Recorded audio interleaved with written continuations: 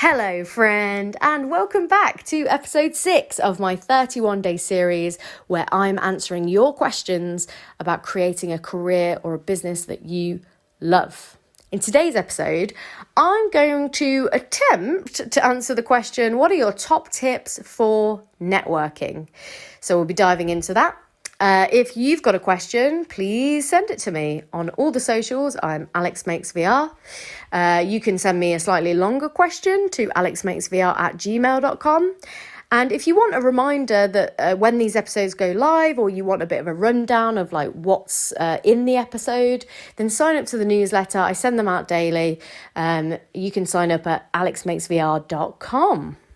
So what are my top tips for networking? Well, we're in a particularly interesting time to be networking, aren't we? Because there aren't events happening. There aren't the meetups or the hangouts that are usually happening, especially in the VR industry. Like, so much of the networking happens at events and, you know, at the film festivals, and all of that has gone online. So I would say probably my number one tip, especially right now, is going to the groups where people are hanging out. So whether that be the Facebook groups, or, you know, there's loads of like brilliant like Twitter kind of groups that are put together, or if you just search like if you just search in Twitter like VRL 360, or if you kind of look at some of the threads that are being posted by people that you follow, then you can very easily just kind of like jump in and add to the discussion. I think the key to good networking is you need to be adding value, a bit like what I talked about in the episode about finding the right clients and why your clients would buy for you. Good networking is all about actually bringing value to someone and actually getting along. I remember when I kind of had this massive gear shift in my head. I used to be the person that would show up at events and be the kind of person that did like actual networking, you know, where like you kind of like speed date the room. And you have to have like an awkward out of conversation because you get talking to someone and then you like switch and go and meet a million people. And then I realised, like, I think it was probably when I was admittedly a bit more settled in my career, and I'd already had a little bit of success, and I already had like enough money coming into the company that I didn't necessarily really need to network. Like, so I was just going for fun, like to meet, like to kind of like hang out with friends. But even when I've done networking where I've been to an event and I have met new people, my number one tip, and this is like the massive gear switch in my head, was if you find someone that you really get on with and you really connect with, that's the kind of networking that you want. Like, you should spend your time with that person. You should, like, I've been to, like, I can think of definitely at least 2 events in the past couple of years where I've gone, not necessarily with the intention of like speed dating the room and trying to like meet as many people as possible, but I've gone with the kind of thing of like, oh, you know, I'm going to try and meet some people. And I've ended up connecting with one particular individual, and I've spent the whole night with them. Like, I remember recently, I was nominated for an award, and they had like these opening drinks, and I really couldn't be bothered to go. But I thought like, oh, it's like, you know, it's really lovely to be nominated for this, and I don't want to be disrespectful and not show up for it. And I'm sure there's amazing people there, but I was just not really in the right headspace. I've been like I'm never in the best headspace, to be honest, when I'm in London, but that particular day I'd like had a really, really long day. The last thing I wanted to do was go to this place. I wasn't dressed up. Literally, I walked into the room. It was held at CNBC's like headquarters in like the heart of London, and every single person that was at this opening drinks was like, you know, just dressed like they were going to prom or something. Like, everyone was so dressed up, and I was there in like literal trainers and maybe some like black slacks and a t-shirt, and I was like, oh shit. And I remember kind of like within about maybe half an hour, like the opening speech, literally they said in their opening speech, you have to say hello to at least 5 people tonight. And I always find that really cringy, because I'm not saying that it's a bad technique, because especially if you're shy, it gives you the permission to go up to people and be like, hi. But because I'm quite like an extroverted, like person anyway. I don't get shy in rooms. I could very happily just walk up to anyone and be like, yo, let's talk. So that wasn't necessarily what I was worried about. But anyway, the first person that I literally said hello to ended up being like this awesome like woman. She turned out to be like this BBC presenter, like presents a lot of like the kind of the travel shows and stuff. And I didn't know that until about maybe an hour into the conversation, because we just got on so well. We had similar sense of humor. We were like kind of talking about kind of the fact that we were both like really uncomfortable with like the whole like go and say hello to 10 people. And I don't know, we just connected, and I ended up having such a fun night. We spent hours talking, and we were talking about absolutely like nothing to do with work. Like, we were just talking about like just random shit. We were talking about like her kitchen refurb and like growing up in countrysides and like class divides and just really interesting stuff. But that's the thing, right? Is like, that's how you network. You find someone that you actually get on with, and you get on with. Not that, you know, that's not an example of something where it's like, oh, and then 6 months later, she introduced me to so-and-so and they made me £1,000. Like, that's not an example of that. But what I'm saying is like, good networking shouldn't really feel like networking. You know, it should feel like making new friends. That might sound so cringy, but it's the truth. So obviously, coming back to where we are right now, which is in a pandemic where you can't go to events, you can't go to meetups.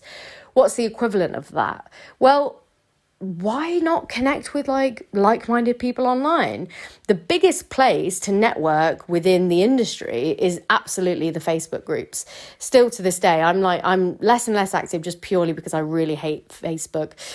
Not like from a political point of view, although, you know, they have questionable morals, but more from the point of view of like, it gives me anxiety to go on my Facebook page because the notifications are just outrageous, and I'm like, you know what, I'm just not going to deal with that.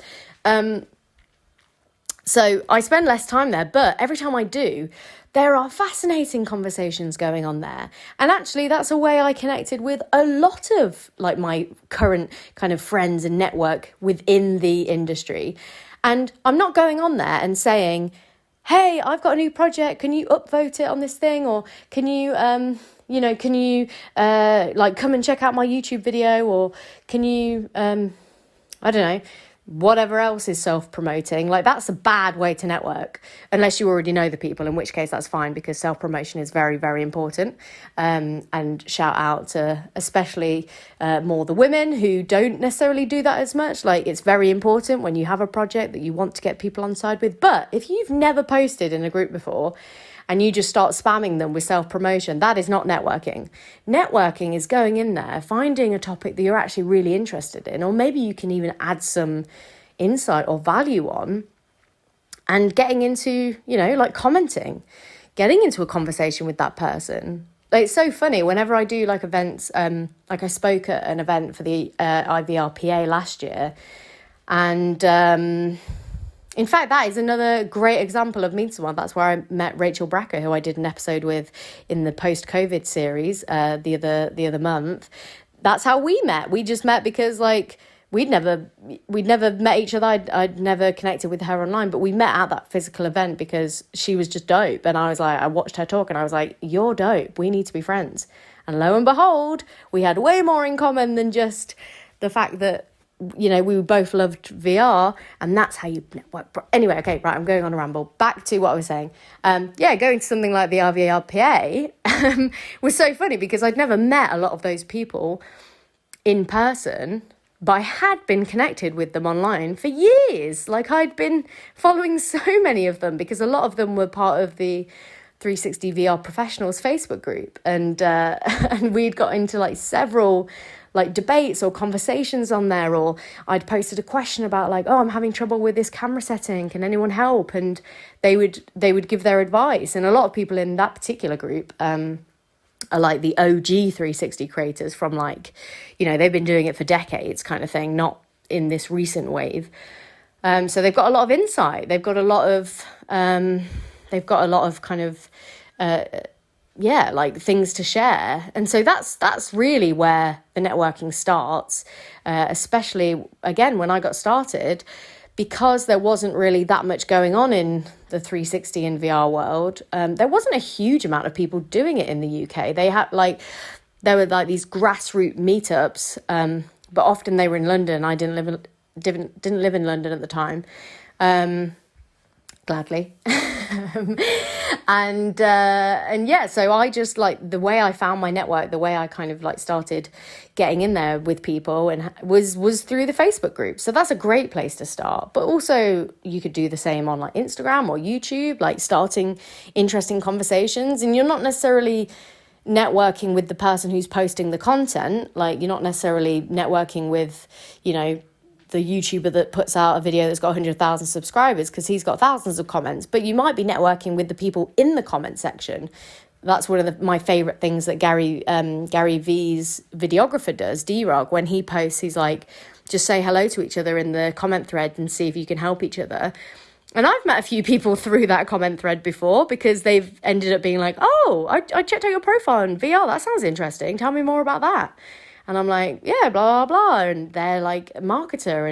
And that's how you get into each other's ecosystem, right? Because when you strip it back, all networking is making someone aware of you. I think we touched on this in the finding the right clients is that whole like awareness, converting, and then retention being the 3 stages of sales. And just anything in general really is like, first you have to become aware of it. And then it has to be the right product at the right time for you to want to engage with it or buy it or whatever. And then you retain it. So if you put networking through that same filter, awareness, well, you have to know that someone exists to be able to judge whether you like them. The conversion is, do you get on with them? You know, are they your kind of person? Yes, brilliant. And then retention, like stay friends, like help each other out. So, I mean, this obviously episode has been focused on networking within the VR industry itself, which is a really powerful place to start because a lot of